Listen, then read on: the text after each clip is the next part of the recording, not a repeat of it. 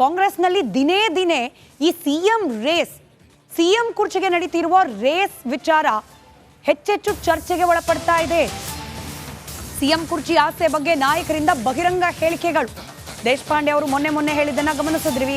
Republic ಕನ್ನಡದ exclusive ಹೇಳಿಕೆ. Doctor G Parameshwar ಅವರಂತೂ ಬೆಳಗ್ಗೆ MB ಪಾಟೀಲ್, ಸಂಜೆ ಸತೀಶ್ ಜಾರಕಿಹೊಳಿ ಮೀಟಿಂಗ್ ಮೇಲೆ ಮೀಟಿಂಗ್ ಮಾಡಿಕೊಂಡು ನಾನು ಮುಖ್ಯಮಂತ್ರಿ ಆಗಬಹುದು ಅನ್ನೋ ರೀತಿಯಲ್ಲಿ ಓಡಾಡ್ತಿದ್ದಾರೆ. ಇದರ ಬೆನ್ನಲ್ಲೇ ಇದೀಗ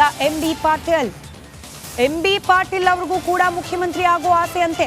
ಕಾಂಗ್ರೆಸ್ನಲ್ಲಿ ಸೀನಿಯಾರಿಟಿ ನೋಡಿ ಸ್ಥಾನ ಕೊಡಬಾರ್ದು, ಸೀನಿಯರ್ ಪರಮೇಶ್ವರ್ ಇದ್ದಾರೆ ಅಂತಲೋ, ದೇಶಪಾಂಡೆ ಇದ್ದಾರೆ ಅಂತಲೋ, ಅಥವಾ ಖರ್ಗೆ ಅವರನ್ನೇ ಕರೆಸೋಣ ಅಂತಲೋ ಹಾಗೆ ನಿರ್ಧಾರ ಮಾಡಬಾರ್ದು. ಬದಲಾವಣೆ ಆಗೋದೇ ಆದರೆ ನಾನು ಕೂಡ ಮುಖ್ಯಮಂತ್ರಿಯ ಸ್ಥಾನದ ಆಕಾಂಕ್ಷಿ ಅಂತ ಹೈಕಮಾಂಡ್ಗೆ ಸಂದೇಶವನ್ನ ರವಾನಿಸಿದ್ದಾರೆ MB ಪಾಟೀಲ್.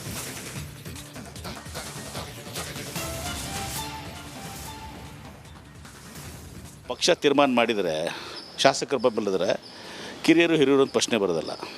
ಒಂದೇ ಜಿಲ್ಲೆಯವರು ಸ್ವಾಗತಿಸಬೇಕು, ಆದರೆ ಯಾಕೋ ತಮ್ಮ ವಿರುದ್ಧ ಸ್ವಲ್ಪ ಹಾಗೂ ವಿರೋಧ ಅಂತೆಲ್ಲ ಅದೇ ತಮ್ಮ ಅಭಿಪ್ರಾಯವನ್ನು ಅವ್ರು ಹೇಳಿದ್ದಾರೆ. ಅದಕ್ಕೆ ವಿರೋಧ ಅಂತಲ್ಲ, ಸೀನಿಯಾರಿಟೀಸ್ ಇದ್ದಾರೆ ಅಂತ ಹೇಳಿದ್ದಾರೆ. ಅದರಿಷ್ಟು ಮಾತ್ರ ಸತ್ಯ. ಇವತ್ತೊಂದು ಸದ್ಯ ಅದು ಕುರ್ಚಿ ಖಾಲಿ ಅಲ್ಲ. ಒಂದಿಲ್ಲ ಒಂದು ದಿವಸ ಸ್ವಾಭಾವಿಕವಾಗಿ ಆ ಕುರ್ಚಿಗೆ ನಾನು ಹೋಗ್ತೀನಿ ಅನ್ನೋ ವಿಶ್ವಾಸ ಇದೆ ಸರ್. ಸತೀಶ್ ಜಾರಕಿಹೊಳಿ ಆಮೇಲೆ ಶಿವಾನಂದ ಪಾಟೀಲರು ಅವ್ರದ್ದು ಪಾಳೆ ಭಾಳ ದೂರ ಇದೆ.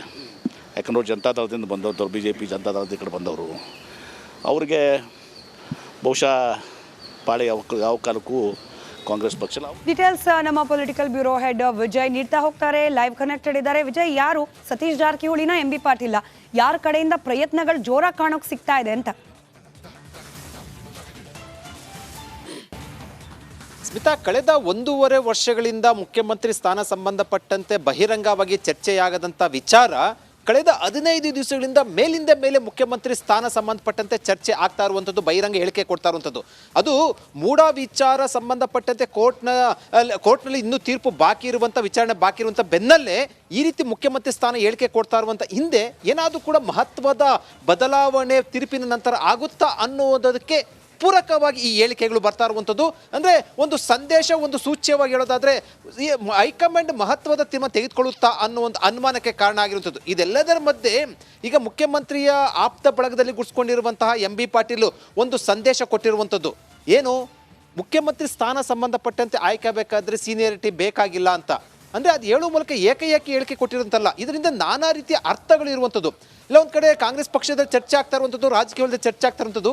ಏನಾದರೂ ಸನ್ನಿವೇಶ ಬಂದರೆ ಮಲ್ಲಿಕಾರ್ಜುನ್ ಖರ್ಗೆ ಅವರು ಎಂಟ್ರಿ ಆಗ್ತಾರೆ ರಾಜ್ಯ ರಾಜಕಾರಣಕ್ಕೆ ಅನ್ನೋಂಥದ್ದು ಬಲವಾಗಿ ಚರ್ಚೆ ಆಗ್ತಾ ಇರುವಂಥದ್ದು. ಇದರ ಬೆನ್ನಲ್ಲೇ MB ಪಾಟೀಲ್ ಕೊಟ್ಟಿರುವಂಥ ಹೇಳಿಕೆ ಏನಿದೆ ಅದು ಕೇವಲ MB ಪಾಟೀಲ್ ಹೇಳಿಕೆ ಅಲ್ಲ, ಮುಖ್ಯಮಂತ್ರಿಗಳ ಪಡಸಾಲದಿಂದ ಬಂದಂಥ ಹೇಳಿಕೆನ ಅನ್ನೋಂಥದ್ದು ಕೂಡ ಈಗ ಚರ್ಚೆ ವಿಚಾರ ಆಗಿರುವಂಥದ್ದು. ಆದರೆ ಒಂದೊಂದು ಬಹಳ ಸ್ಪಷ್ಟ, ಹೈಕಮಾಂಡ್ಗೆ ಪಕ್ಷದಲ್ಲಿ ಸಿದ್ದರಾಮಯ್ಯ ವಿರೋಧಿ ಬಣಗಳಿಗೆ ಒಂದು ಸಂದೇಶ ರವಾನೆ ಮಾಡಿದ್ದಾರೆ ಅಂತಲೇ ಹೇಳ್ಬೋದು. ಅಸ್ಮಿತಾ, ರೈಟ್, ಧನ್ಯವಾದ ವಿಜಯ್ ಮಾಹಿತಿಗಾಗಿ. ಸಂಬಂಧಪಟ್ಟ ಬೆಳವಣಿಗೆಗಳು ಇಷ್ಟ ಆದರೆ ಕಾಂಗ್ರೆಸ್ ಪಾಳ್ಯದಲ್ಲಿ ಕೇವಲ ಮುಖ್ಯಮಂತ್ರಿ ರೇಸ್ನಲ್ಲಿ ಸತೀಶ್ ಜಾರಕಿಹೊಳಿ ಹೆಸರು ಮಾತ್ರ ಕೇಳೋಕೆ ಸಿಗ್ತಿರೋದಲ್ಲ, ಬದಲಾಗಿ ಮತ್ತೊಬ್ಬ ನಾಯಕರ ಹೆಸರು ಕೂಡ ಮುಂಚೂಣಿಯಲ್ಲಿದೆ.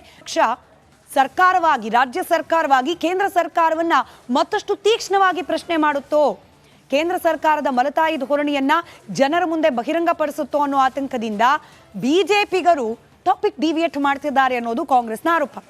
ದರ್ಶನ್ ವಿಚಾರವನ್ನ ಮುಂದಿಟ್ಕೊಂಡು, ಮುಡಾ ವಿಚಾರವನ್ನ ಮುಂದಿಟ್ಕೊಂಡು, ವಾಲ್ಮೀಕಿ ನಿಗಮದಲ್ಲಾದ ಹಗರಣದ ವಿಚಾರವನ್ನ ಮುಂದಿಟ್ಕೊಂಡು ಅಸಲಿ ಚರ್ಚೆಯ ವಿಚಾರವನ್ನ ಜನರಿಂದ ದೂರ ಮಾಡ್ತಿದ್ದಾರೆ ಬಿಜೆಪಿಗರು ಅನ್ನೋದು ಕಾಂಗ್ರೆಸ್ಸಿಗರ ವಾದ.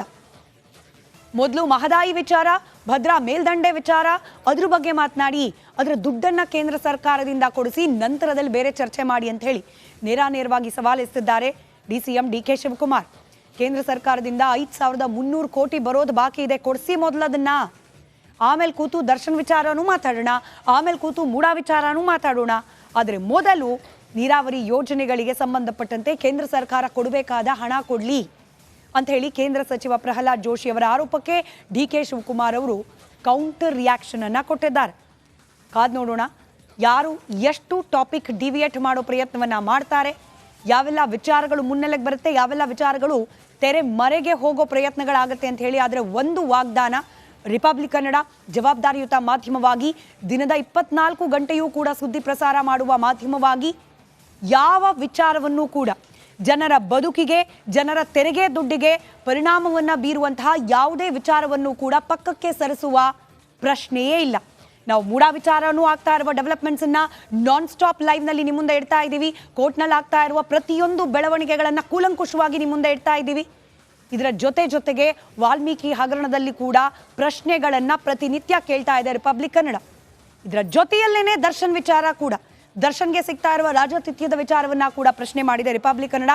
ಹೀಗಾಗಿ ಕೇಂದ್ರ ಸರ್ಕಾರ ಪ್ರಯತ್ನ ಪಡುತ್ತೋ, ರಾಜ್ಯ ಸರ್ಕಾರ ಪ್ರಯತ್ನ ಪಡುತ್ತೋ, ರಾಜಕೀಯವಾಗಿ ಏನೇ ಪ್ರಯತ್ನಗಳಾದರೂ ಕೂಡ ಟಾಪಿಕ್ ಡಿವಿಯೇಟ್ ಮಾಡೋಕೆ ರಿಪಬ್ಲಿಕ್ ಕನ್ನಡದಲ್ಲಿ ಯಾವುದೇ ಕಾರಣಕ್ಕೂ ಈ ಟಾಪಿಕ್ ಡಿವಿಯೇಷನ್ಗಳಿಗೆ ಅವಕಾಶ ಇರೋದಿಲ್ಲ.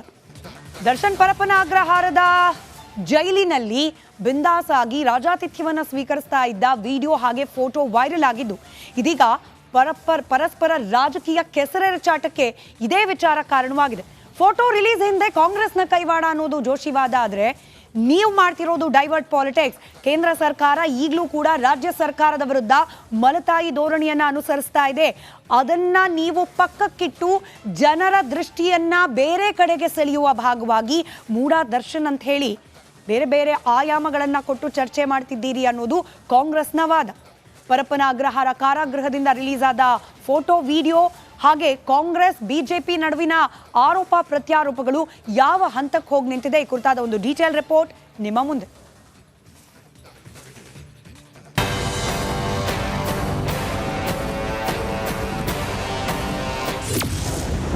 ಜೈಲಿನ ಫೋಟೋ ಹಿಂದೆ ಕೈವಾಡ, ಜೋಶಿ ಡಿಕೆ ನಡುವೆ ಫೋಟೋ ವಾರ್. ಪ್ರಹ್ಲಾದ್ ಜೋಶಿ ಹೇಳಿಕೆಗೆ ಡಿಕೆ ಕೌಂಟರ್. ನಿಮಗೆಲ್ಲ ಗೊತ್ತಿರೋ ಹಾಗೆ ಪೊರ್ಕಿಯ ಪರಪ್ಪನ ಅಗ್ರಹಾರ ಜೈಲಿನಲ್ಲಿ ಫೋಟೋಸ್ ರಿಲೀಸ್ ಆಯ್ತು. ಆ ಫೋಟೋ ಬಿಟ್ಟಿದ್ದೆ ಕಾಂಗ್ರೆಸ್ನವರು ಅಂತ ಜೋಶಿ ಬಾಂಬ್ ಸಿಡಿಸಿದ್ರು. ಮೂಡಾ ಮತ್ತು ವಾಲ್ಮೀಕಿ ಪ್ರಕರಣ ಡೈವರ್ಟ್ ಮಾಡೋಕೆ ಫೋಟೋ ಬಿಟ್ರು ಅಂತ ಜೋಶಿ ಬಾಂಬ್ ಹಾಕಿದ್ರು. ಮೂಡಾ ಹಗರಣದ ಬಗ್ಗೆ ಭಾಳ ದೊಡ್ಡ ಪ್ರಮಾಣದಲ್ಲಿ ಚರ್ಚೆ ಶುರುವಾಯಿತು. ವಾಲ್ಮೀಕಿ ಹಗರಣದ ಚರ್ಚೆ ಶುರುವಾಯಿತು. ಈ ವಾಲ್ಮೀಕಿ ಹಗರಣದ ಚರ್ಚೆ ಡೈವರ್ಟ್ ಮಾಡಬೇಕು ಅಂತ ಹೇಳಿ ಮತ್ತೆ ದರ್ಶನ್ ಪ್ರಕರಣವನ್ನು ಮಾಧ್ಯಮದಲ್ಲಿ ಬರಬೇಕು ಅನ್ನುವಂಥ ಒಂದು ಸಂಕುಚಿತ ಷಡ್ಯಂತ್ರ ಮನೋಭಾವದಿಂದ ಇದನ್ನು ಮಾಡಿದ್ದಾರೆ. ಜೋಶಿ ಹೇಳಿಕೆಗೆ ಡಿಕೆ ತಿರುಗೇಟು. ಇನ್ನು ಕೇಂದ್ರ ಸಚಿವ ಪ್ರಹ್ಲಾದ್ ಜೋಶಿಯ ಹೇಳಿಕೆಗೆ ಡಿಸಿಎಂ ಡಿಕೆ ತಿರುಗೇಟು ಕೊಟ್ಟಿದ್ದಾರೆ. ದರ್ಶನ್ ಮೂಡಾ ವಿಚಾರ ಬಿಡ್ರಪ್ಪ, ನೀರಾವರಿ ಕ್ಷೇತ್ರದ ಮಹದಾಯಿ ಸಮಸ್ಯೆ ಬಗೆಹರಿಸಿ ಹಾಗೂ ಭದ್ರಾ ಮೇಲ್ದಂಡೆ ಯೋಜನೆಗೆ ಕೇಂದ್ರ ಸರ್ಕಾರದಿಂದ ರಾಜ್ಯಕ್ಕೆ ಬರಬೇಕಾದ ದುಡ್ಡು ಕೊಡಿಸ್ರಪ್ಪ ಅಂತ ಜೋಶಿ ವಿರುದ್ಧ ಡಿಕೆ ಕೆಂಡಾಕಾರಿದ್ದಾರೆ. ನಾನು ನಮ್ಮ ಕೇಂದ್ರ ಮಂತ್ರಿ ಇದೆಲ್ಲ ಬಿಡಿ, ಯಾವುದು ದರ್ಶನ್ ವಿಚಾರ ಮೂಡಾ ವಿಚಾರ ಬಿಡಿ. ಈಗ ಮಹದಾಯಿ ವಿಚಾರ ಏನು ನಮ್ಗೆ ತೊಂದರೆ ಆಗಿದೆ, ಸಮರ್ಥನೆ ಮಾಡ್ಕೋತಾರ. ಪ್ರಹ್ಲಾದ್ನಲ್ಲಿ ಅದು ಕೊರೋನಾದಲ್ಲಿ ಲೂಟಿ ಹೊಡೆದಂಥದ್ದು, ಅಥವಾ ಈ ಕರೋನಾದ 2,000 ಕೋಟಿ ಏನಾದರೂ ಬಿ ಜೆ ಪಿ ರಾಜ್ಯ ಚುನಾವಣೆಗೆ ಖರ್ಚು ಮಾಡಿದ್ರೆ ಅದನ್ನು, ಅಥವಾ ಕೇಂದ್ರ ಪಾರ್ಲಿಮೆಂಟ್ ಎಲೆಕ್ಷನ್ಗೆ ಹೋಯ್ತಾ ಅಥವಾ ಹೈಕಮಾಂಡ್ಗೆ ಹೋಯ್ತಾ ಬಿ ಜೆ ಪಿ ಹೈಕಮಾಂಡ್ಗೆ ಚುನಾವಣೆ ಖರ್ಚಿಗಾಗಿ ಪೋಸ್ಕೊಂಡ್ರ. ಒಟ್ನಲ್ಲಿ ಕಾಟೇರನ ಫೋಟೋ ವೈರಲ್ ಹಿಂದೆ ಕಾಂಗ್ರೆಸ್ ಇದೆ ಅಂತ ಬಿಜೆಪಿಯವರು ಆರೋಪಿಸಿದ್ದಾರೆ. ಕಾಂಗ್ರೆಸ್ನವರು ಕೂಡ ಕೌಂಟರ್ ಕೊಡ್ತಿದ್ದಾರೆ. ಈ ಫೋಟೋ ಕೌಂಟರ್ ಇನ್ಯಾವ ಹಂತಕ್ಕೆ ಹೋಗಿ ತಲುಪುತ್ತೋ ಕಾದು ನೋಡಬೇಕಿದೆ. Political bureau, republic Kannada, Bengaluru.